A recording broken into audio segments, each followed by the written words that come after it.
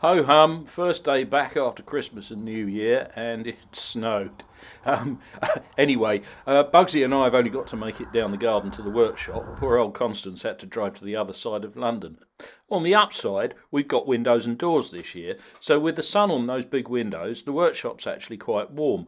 It's quite conducive to actually doing some work and things. So let's have a look at what arrived yesterday and have a think about it. Well, it would seem I've got my work cut out. I have a history with this car. It goes back about 15 years.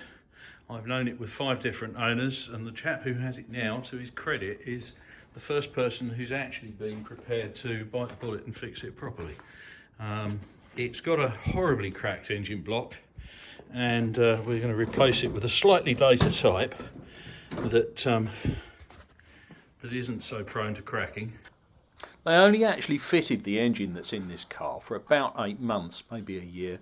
I think Roots realised they had a problem and they discontinued it very quickly. And every other pre-war Super Snipe that I've seen so far has had the engine change done for the post-1940 engine. Usually quite early in the vehicle's life. They may even have been doing it under warranty. So this is quite unusual that it's survived, but if we ever want to drive it, if we ever want to use it, it's going to have to be changed because it's cracked internally in such a way that it isn't really fixable at all. And there's only one way of doing this. Well, the first thing I've got to do with this really is get it running, because the car's arrived with its brakes seized, having stood for several years, and I'm on my own, so I can't really push it. Although it won't hold coolant, and this engine really is junk, I've got to get it running really to be able to move it around the workshop and get it to a place where I can get it up in the air and free the brakes off and give myself enough room to actually do the job. So we'll get the top off the float bowl and get some fresh fuel in it. There won't be any in there, and anything that's in the tank will be very, very stale. And then we've got a fighting chance of getting it running. We've got a spark. It was a good runner last time I saw this car, so I've got high hopes that we'll have it running this afternoon. Well, it's still got its auto choke, which is quite unusual, but it doesn't work. So I'm going to have to operate that by hand when I try and start the engine.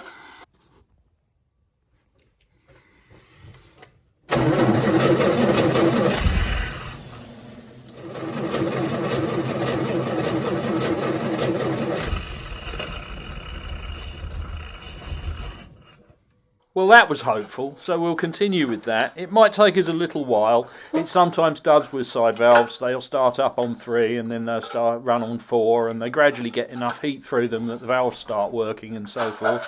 And eventually we'll have a nice smooth running engine, even if we can't actually drive it anywhere because it won't hold coolant.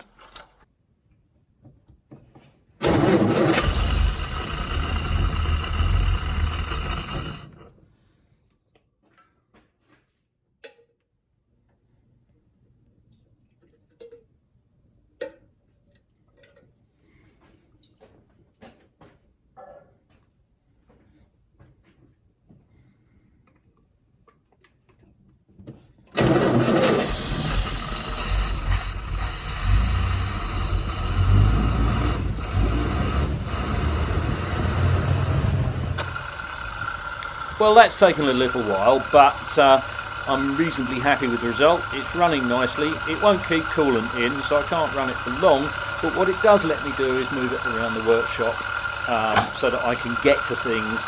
I can get the wheel off, free the brakes up, and then we can start having a think about removing the front sheet metal and so on. I'm going to make a video about this engine change. It won't be out for probably 2 or 3 weeks, maybe a little bit longer, because we're going to have to locate some parts to make this work.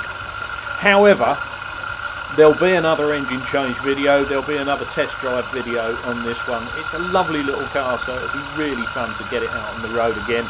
I've not driven this for 15 years, so I'm really looking forward to it.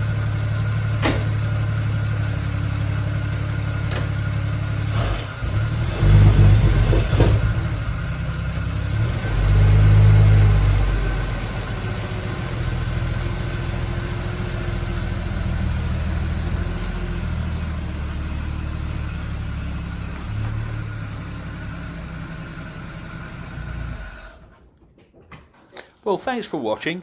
It'd be great if you could subscribe. Don't smash the button, you might need it again. But it would help me along my way with this new channel if you would. Well, that's enough of me for now, but see you soon. Take care.